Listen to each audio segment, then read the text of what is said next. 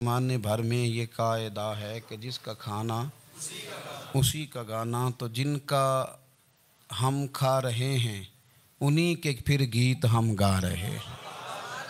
کائنات ارضی اور سماوی پر سب سے بڑا، سب سے شاندار، سب سے خوبصورت، سب سے ٹھنڈا، سب سے امن والا جو انقلاب ہے وہ میرے نبی پاک نے برپا فرمایا۔ بڑی یہ کم نصیبی ہے کہ مسلمانوں میں فرقے بن گئے اور امت تقسیم ہو گئی اور تقسیم ہونے سے کمزور ہو گئی۔ لیکن افسوس کی بات یہ ہے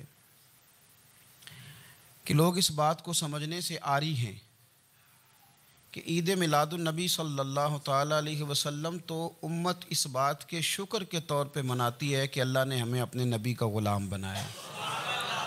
آؤ میں تمہیں مسلم شریف پڑھ کے سناتا ہوں، اور راوی بھی وہ بندہ جو ہر وقت حضور کے قریب رہتے تھے، حضرت انس بن مالک رضی اللہ تعالیٰ۔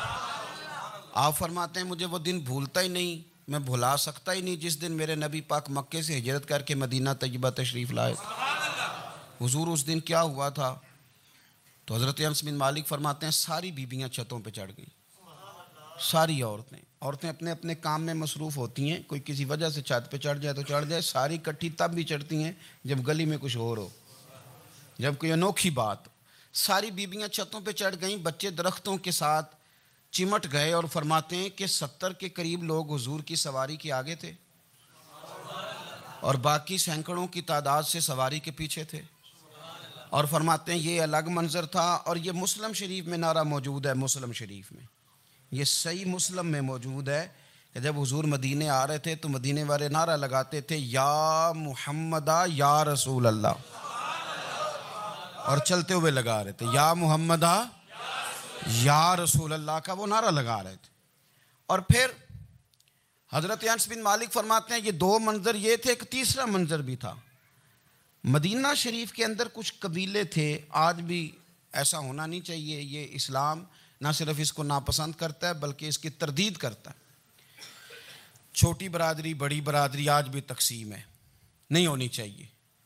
عرب کے اندر بھی تقسیم تھی، کچھ قبیلوں کو چھوٹا جانتے تھے، کچھ کو بڑا جانتے تھے۔ ایک قبیلہ تھا بڑا قبیلہ، بنو نجار کا، چودھریوں کا قبیلہ، سیٹھوں نوابوں کا قبیلہ، بڑے لوگوں کا قبیلہ۔ اس قبیلے کی بیٹیاں ایک کونے میں دف لے کے بیٹھ گئیں۔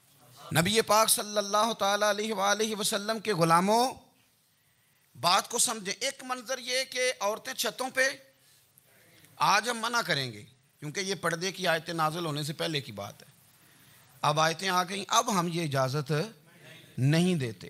عورتیں چھتوں پہ چڑھ گئیں، مرد گلیوں میں نعرے لگانے لگے، اور بنو نجار قبیلے کی بیٹیاں چھوٹی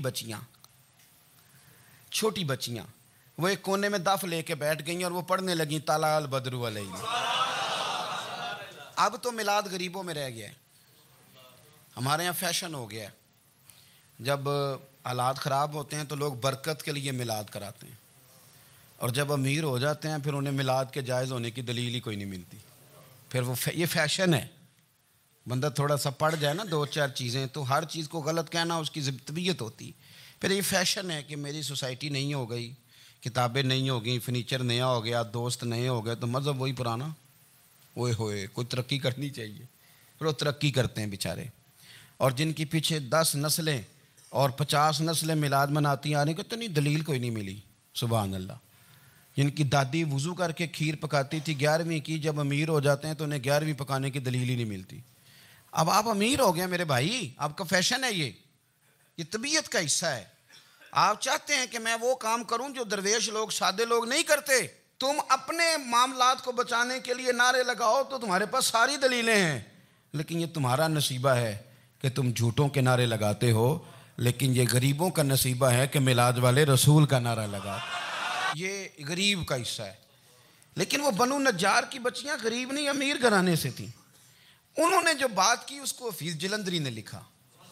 مرحوم کہنے لگے کہ وہ ننھی بچیاں، چھوٹی بچیاں تھیں، کہتے وہ ننھی بچیاں وہاں بیٹھ کر دف بجاتی تھیں اور رسول پاک کی جانب اشارے کر کے گاتی تھیں، اور لوگوں سے کہتی تھیں کہ یہ کو ہمارا پیشہ نہیں دف بجانا، ہم تو چودھریوں کی بیٹیاں ہیں، ہم تو بڑے خاندان سے ہیں، وہ ننھی بچیاں جو بیٹھ کر وہاں دف بجاتی تھیں، رسول پاک کی جانب اشارے کر کے گاتی تھیں اور کہتی تھی ہم ہیں بچیاں نجار کے عالی گھرانے کی، خوشی ہے آمنہ کے لال کے تشریف لانے، ہمیں بڑی خوشی ہے آمنہ کے لال کے، خوشی ہے آمنہ کے لال کے، خوشی ہے آمنہ کے لال کے، ہمیں خوشی ہے آمنہ کے لال کے تشریف، خوشی ہے بس آمنہ کے لال کے تشریف۔ نبی پاک صلی اللہ تعالیٰ علیہ وآلہ وسلم سے امت کا جذباتی رشتہ ہے۔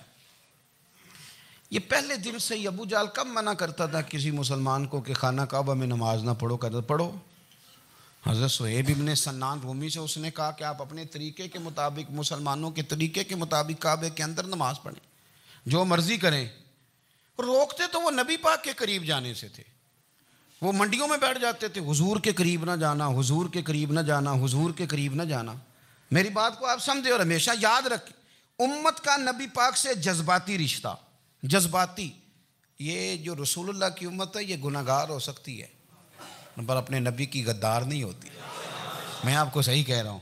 میرے کلین شیو نوجوان کے کان میں آپ جا کے کہیں نبی پاک، چاہے اس نے نماز نہ پڑھی ہو، چاہے اس نے داڑھی نہ رکھی ہو، آپ حضور کا نام لیں، اس کے رونگٹے کھڑے ہو جاتے ہیں، اس کی طبیعت، اس کا دل دھک دھک کرتا ہے، اس کی ایک ایک روح سے محمد محمد کی آوازیں نکلتی۔ یہ فیض ہے رسول پاک کا اور یہ کرم ہے اللہ کا اس امت کے ساتھ۔ امیر ملت پیر جماعت علی شاہ صاحب محدث علی پوری فرماتے ہیں ایک جگہ ہندوؤں کا جلسہ تھا، ہندو پنڈت تقریر کر رہا تھا، اس نے نبی پاک صلی اللہ علیہ وسلم کی شان میں معاذ اللہ کو بے ادبی کر دی۔ مسلمان تھے ہی نہیں، ایک مسلمان تھا، وہ ملنگ نہیں ہوتے دوری ڈنڈے والے، اس کے پر رنگین ڈنڈا تھا، وہ کہیں دور بیٹھا تھا، تو اس نے سن لی، اسپیکر چل رہا تھا، تو وہ ڈنڈا لے کے تو سٹیج پہ چڑھ آیا۔ وہ کہتا ہے میں نے پنڈت کے سر میں مارا ایک ہی ہے پر مارا ذرا صحیح کر کے، وہ ڈھیر ہو گیا، لوگوں نے گرفتار کر لیا، جیل میں چلا گیا۔ پیر صاحب کہتے ہیں میں ملنے گیا، بندے کو بسم اللہ بھی سیدھی نہیں پڑھنی آتی، سورۃ اخلاص بھی ٹھیک نہیں آتی، اسے ربنا آتینا دعا نہیں کر سکتا، ملنگ ہے۔ میں ملنے گیا اور میں نے کہا یار نہ تو نماز پڑھے، نہ داڑھی رکھے، نہ تو مسجد جائے، پر تو نے کمال کر دی۔ تو کہتے ہیں پیر صاحب چھم چھم رویا اور پنجابی میں کہنے لگا پیر صاحب میں گناہگار ہاں پر اپنے نبی دا غدار تے نہیں نا۔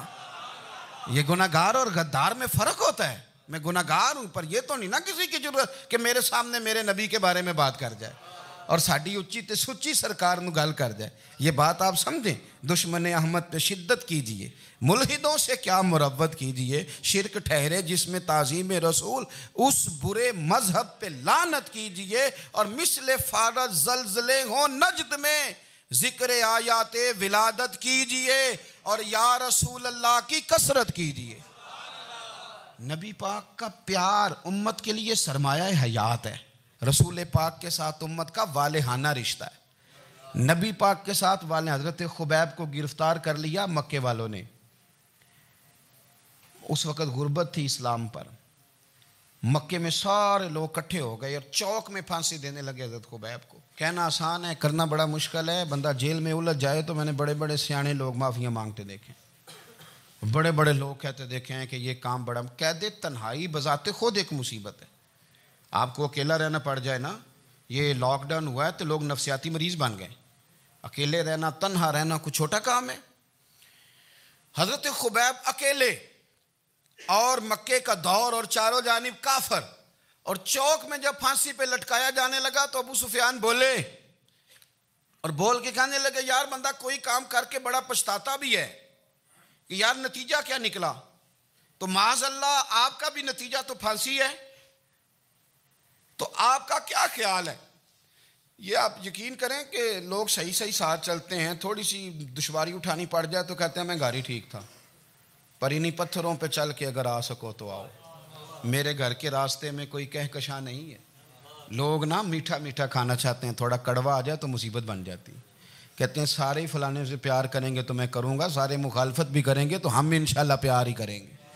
یہ کیا بات ہوئی کہ ہم زمانے کا رنگ دیکھ کے چلیں گے؟ اب بعض لوگ پچھتا رہے ہوتے ہیں۔